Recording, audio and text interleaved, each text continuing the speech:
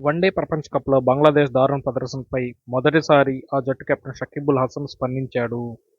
భారత్ వేదికగా జరిగిన వన్డే ప్రపంచ కప్ 2023లో బంగ్లాదేశ్ జట్టు ఘోరంగా విఫలమైంది.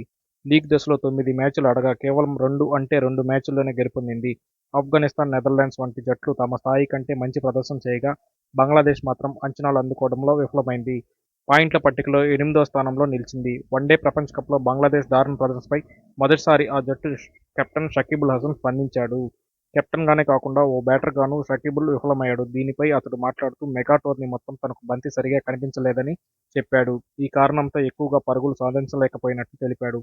ప్రపంచ కప్ 1 లేదా 2 మ్యాచ్ల్లో కాదని టోర్నీ మొత్తం కంటి సమస్యతో ఇబ్బంది పడినట్లు వెల్లడించాడు. దీంతో బంతి గమనాన్ని సరిగా అంచనా వేయలేకపోయినట్లు తెలిపాడు. ఈ విషయమై డాక్టర్లను సంప్రదించగా వారు కొన్ని పరీక్షలు చేశారు. నా ఎడమ కంటిలో కార్నియా లేదా రెటీనాలో నీళ్లు ఎక్కువ ఉన్నట్లు చెప్పారు. ఒత్తిడిని తగ్గించుకోవాలని సూచించారు. చుక్కల మందు ఇచ్చారని షకీబ్ తెలిపాడు. ఇక ప్రపంచ కప్‌లో షకీబ్ 7 మ్యాచ్లు ఆడాడు. 186 పరుగులు చేశాడు. బౌలింగ్లో 9 వికెట్లు సాధించాడు.